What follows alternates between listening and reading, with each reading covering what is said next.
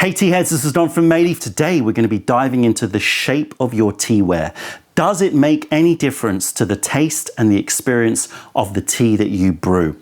Of course, the material that the teaware is made out of is fundamentally important. And I've done videos about porcelain versus clay and comparative videos about the different types of clay out there, from Zhersha to Chaozhou to Nixing to Zhenshui, etc. So I'll put links in the description below if you want to check those out.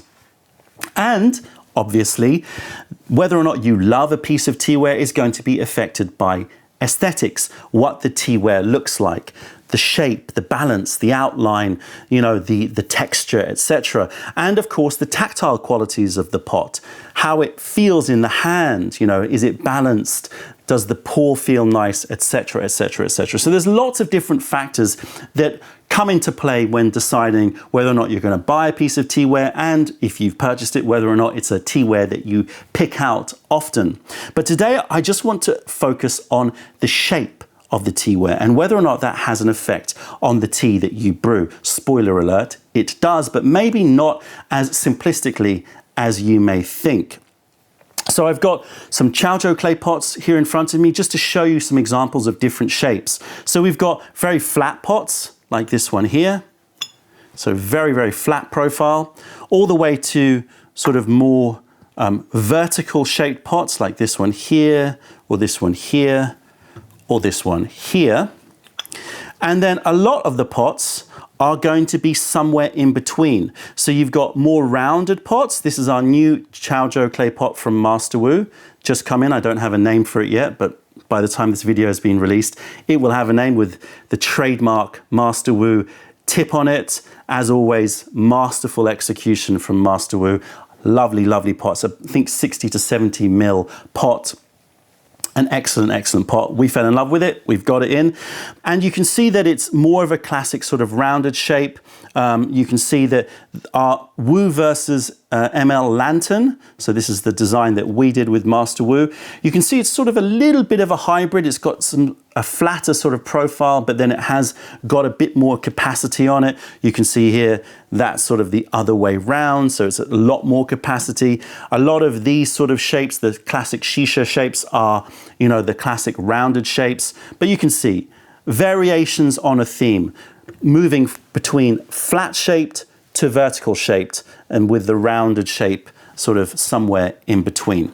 So what I want to do today is I want to brew the same tea in 3 different shaped pots, and I'm going to be using these 3 pots here. So very flat, in between, and more vertical. We're going to be brewing black fruit punch, which is a dansong, so a classic tea for this type of teaware. And we're going to be seeing if we notice any difference. Let's get started. All right, here we go. These are the 3 pots that we've selected of different shapes. They're roughly the same capacity. It's very difficult to get wildly different shapes of exactly the same capacity. This one's about 65 ml. These are sort of 70 to 75 ml. So I'm going to be filling this one to the top with water, and these ones I'm going to be leaving a little bit of headroom. Inside each of these pots is 4 grams of black fruit punch dansong, so Da Wu Ye dansong, the classic tea type to brew with this Chaozhou clay. But you can of course do this experiment with other tea, and we'll be talking about sort of the logic and the reasoning once we've done this tasting. So we put 4 grams in, which is slightly more than I would recommend, although I usually tend to be quite generous. We normally sort of recommend about 3.5 for this sort of capacity, 3.5 grams, but I'm intentionally just slightly overdoing it, just to accentuate the effects of the shape on the actual experience of the brew. So common knowledge and logic would state that the shape of the teaware should be selected according to how your tea expands as it rehydrates. So you may have heard that flat teaware is more suitable for very sort of small, fine leaf. For example, your ripe pu'er tea, your shu pu'er, which is very sort of fine leaves or sort of broken leaves, because they don't expand much. They don't require much room for the leaves to grow. compared with, for example, ball-rolled oolongs, which obviously expand a lot. And so often you'll hear people say things like, well, these kinds of shapes are rounder shapes or taller shapes are more suited for like ball-rolled oolongs, and these ones, these flatter shapes, are more suited for very flat teas that don't grow much. But as with everything in tea, it's not as simple as that. And we're going to be trying to demonstrate that for you. I've actually not done this exact experiment before, so it's going to be interesting to see if I pick it up, but I've definitely tested different teaware shapes out before, and people don't probably think about this, but when we are selecting our teaware for Mayleaf, that's a big factor. It's not just how it looks and whether or not the quality of the production and the quality of the clay, if it's clay teaware, is good enough.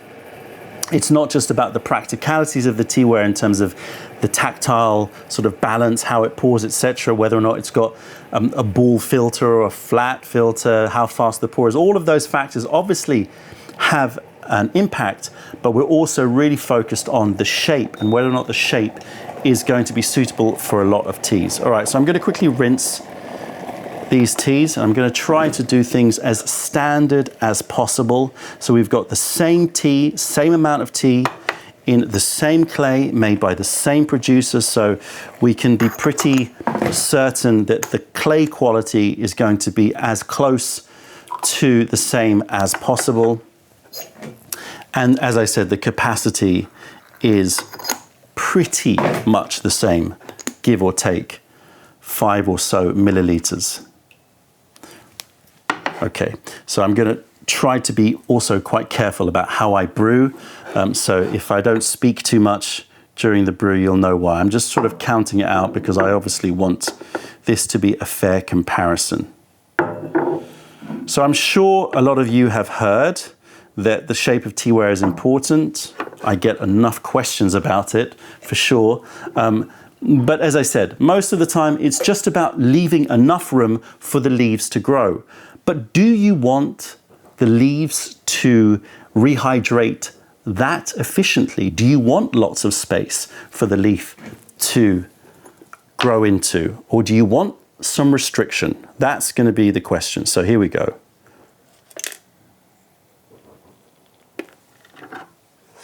Seven, 8, 9, 10. 1, 2, 3, 4, 5, 6, 7, 8, 9, 10. 1, 2, 3, 4, 5, 6, 7, 8, 9, 10. Yes, you're just listening to me count. So now all I have to do is allow 10 seconds in between each pour, and we should get there or thereabouts the same parameters in terms of our brewing. Of course, you can do this even more accurately if you want with a stopwatch and see if you get the same results as I do. And of course, the pour speed is slightly different, going to be slightly different on these, but you know, these are very small factors. 1, 2, 3, 4, 5, 6, 7, 8, 9, 10.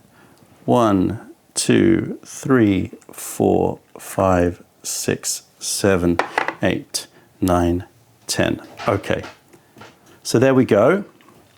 We've got 3 teas with the same leaf to water ratio in the same material.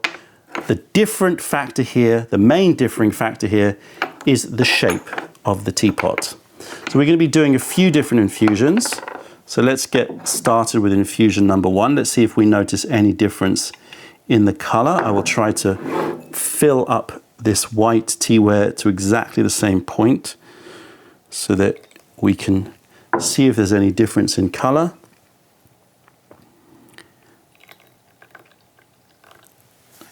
Very little difference on the first infusion. All right, let's give these a taste. Black fruit punch, been a while. Full of aromatics. I'm not going to talk about the flavor, but lots and lots of fruit, tropical fruit. And what I want to start to distinguish here is the difference between aromatics and mouthfeel, between flavor that comes from aroma and the dried leaf juice that's on the outside of the leaf versus the mouthfeel, physical nature, the quenching and pulling sensations that the tea gives you, which we all love. So this one, very nice, good balance, lots of aromatics.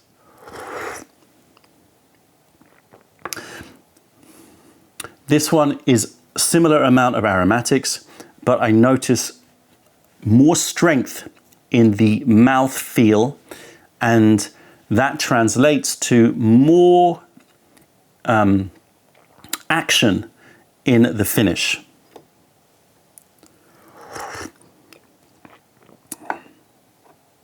This one here is similar to the middle one, but maybe even more balanced towards the mouthfeel. And this is what I would expect to find. We're going to taste them again.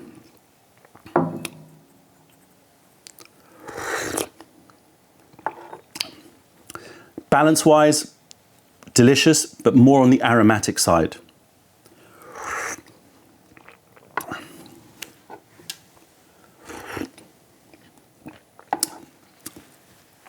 Again, like I said before, more mouthfeel on the last one. All right, we're going to pour these away and do infusion number 2. I just want to allow the leaves a chance to really start to sort of unfurl and, you know, so that we get a better sense of the difference that the shape is making. So we're going to do this again. 1, 2, 3, 4, 5, 6, 7, 8, 9, 10. 1, 2, 3, 4, 5, 6, 7, 8, 9, 10. 1, 2, 3, 4, 5, 6, 7. I don't need to count that last one. Sorry, I just got into a habit there. So let's talk about the processing of oolong teas, because this is where you're going to notice the most amount of impact, I would suggest. Oolong tea processing is a longer processing than all other teas in terms of the amount of time taking it from fresh leaf to sort of semi-finished malcha. You know, a couple of days is sort of standard before it goes through all the roasting and the other phases. And part of the reason for that is trying to bring out as much of the aromatics of the leaf as possible. So long withering times, oxidation, shaking, etc., sort of controlled oxidation, but also very intensive rolling to bring the leaf juices out to the surface. 1, 2, 3, 4, 5, 6, 7, 8, 9, 10. 1, 2, 3, 4, 5, 6, 7, 8, 9, 10. So there you go. So oolong teas have a lot more of this rolling process, which means that the aroma compounds are brought onto the surface of the leaf. Now that's true for oolong teas, but is the same for most tea types. There's going to be some dried leaf juice on the outside of the leaf, and you've probably heard me talking about this in previous videos, and that is going to be contributing more to the aromatics and the taste. And when you combine taste and aromatics, that makes flavor. However, the inside of the leaf contributes some flavor, of course, so it's obviously far too simplistic to say that the flavor comes from the outside juices and the inner leaf material contributes only to mouthfeel. But if you were sort of to sway the balance, the inner leaf material contributes more to the body texture and physicality of the tea. So as I said, it's not simplistic. Of course, they both, the outside leaf juice will have an effect on the mouthfeel and the inner leaf material will have an impact on taste. But overall, that would be a fair comment to make, I think, that the majority of the aromatics are coming from the outside and the majority of the mouthfeel is coming from the inner leaf material.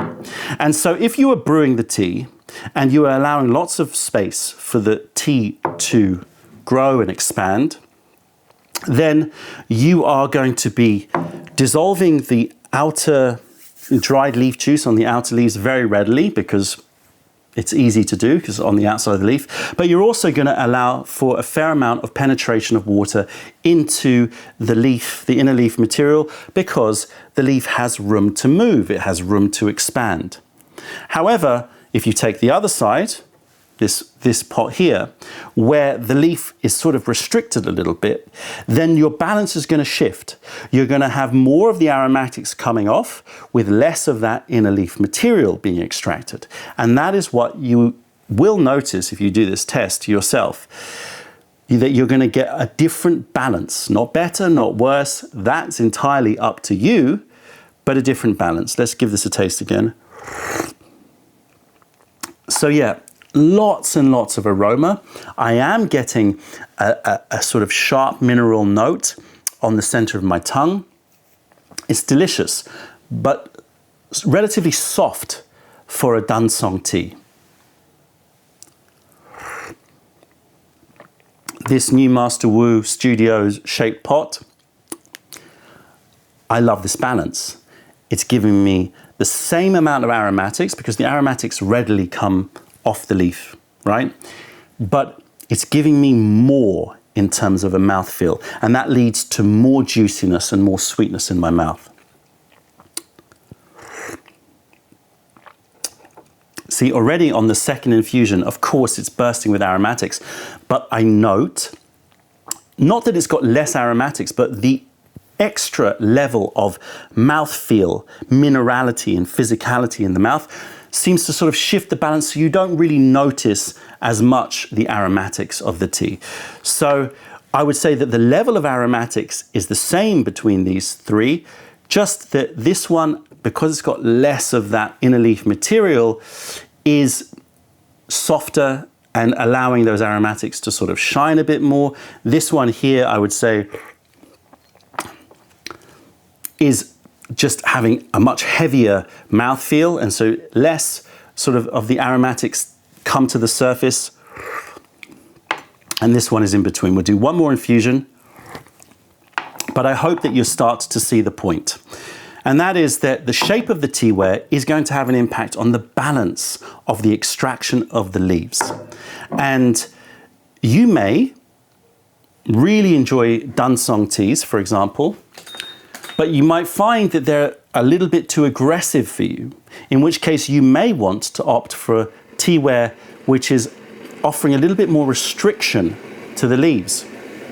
It might mean that you overclock the amount of leaf that you put into the teaware intentionally. So if you had this shaped teaware, you might intentionally want to stuff it a little bit more and do very short infusion times to, again, give some restriction to the tea leaves. And that may sound counterintuitive. It may seem 1, 2, 3, 4, 5, 6, 7, 8, 9, 10. 2, 3, 4, 5, 6, 7, 8, 9, 10. It may seem that you would just want to allow the leaf to brew unhindered, but the hindering of the leaf can have really positive effects. And I noticed this as well in a Gai 1. If you overstuff a Gai 1 and you allow, and that means that you don't have that much space for the leaf to unfurl, you can start to have a little bit more of a softer tea, more aromatics in the tea, or more noticeable aromatics, because the balance is different.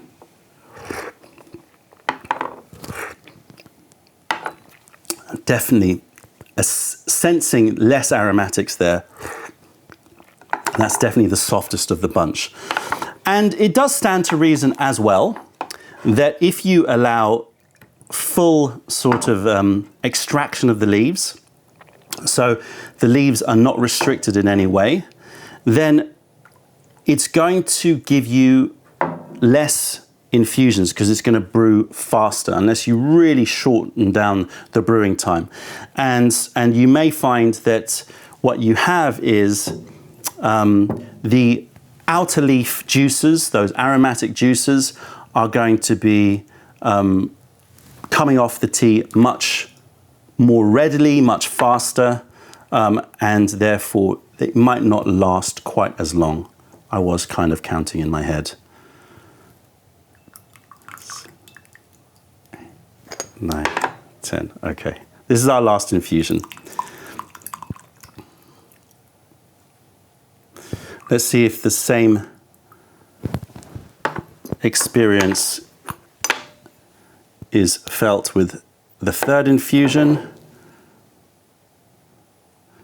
Again, the color of the liquor looks pretty similar, although, I tell a lie, I think visually that, ooh, nearly messed up there.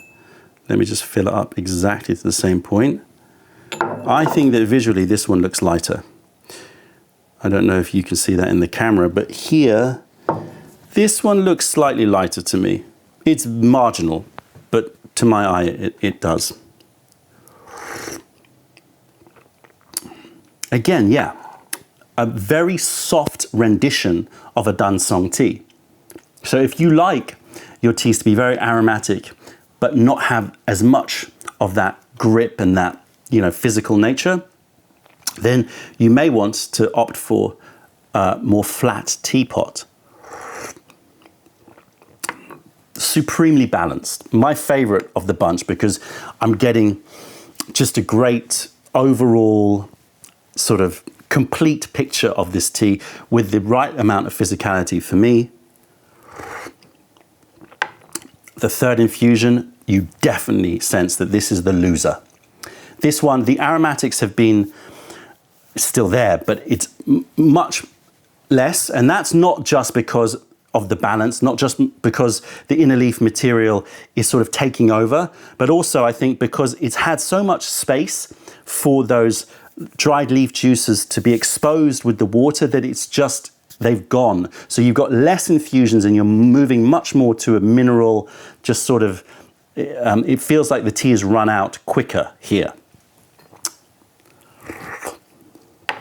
Quite remarkable. That is by far, it tastes like a different tea. That is by far the worst version of this brew.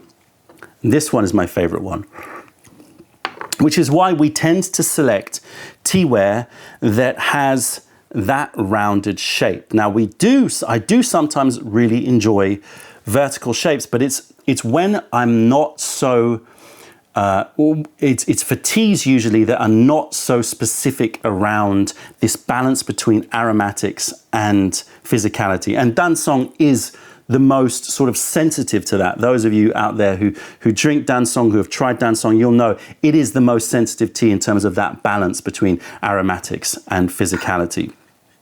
Again, softer, more aromatic, probably will give you more infusions. For me, the perfect balance of aromatic and mineral and quenching and juicy, etc. And this one just seems to go too quickly. The aromatics and the minerality just seems to get extracted too quickly because the leaves are unhindered. And if I was brewing in a taller teaware like this, then I would be very conscious about stuffing this teapot so that you can see this has plenty of room to open. Compare that to this. This is quite, packed and seems to be restricted. And this one here, I mean, it really feels restricted. Let's see if we can see any difference in the leaves. Probably not, but we'll just check anyway, just to see if we can see any visual difference in the extraction.